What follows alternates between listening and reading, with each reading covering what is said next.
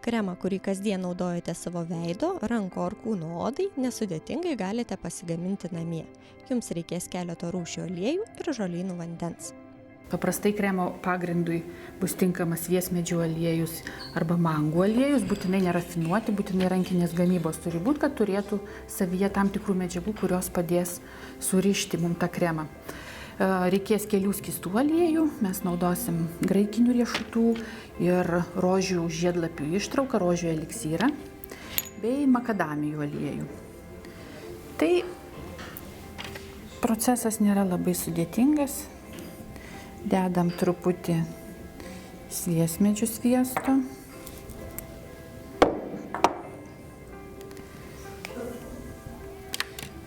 Dedam truputį mangų sviesto.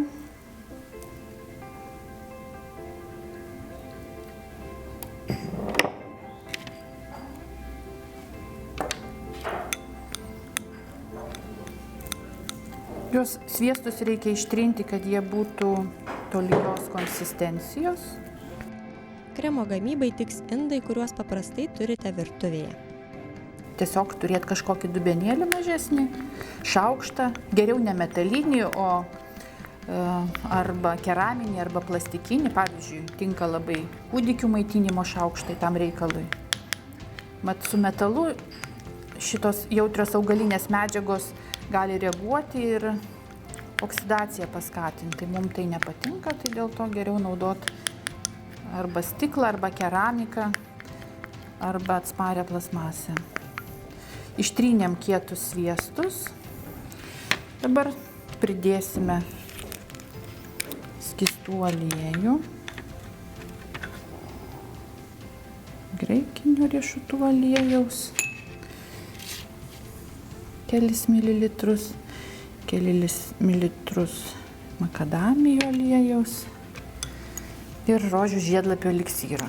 Jei oda sausa, galim būtų naudoti štai ir tokį balzamą be vandens. Tačiau vėlgi, jeigu labai norim šlapesnio, tokio emulsijos pavidalo produkto, tai dar praturtinam vandeniu. Aišku, naudoti reiktų nepaprastą kokį vandenį, bet geriausia vaistažolių, žolynų, hidroletą, nes jie ilgai negenda ir kartu su jais praturtina mūsų kremą, bioaktyviom medžiagom, antioksidantais. Žolynų hidroleto galite nusipirkti specialiose natūralių produktų parduotuvėse, o jų kainos paprastai svyruoja nuo 14 iki 50 litų už 100 ml buteliuką.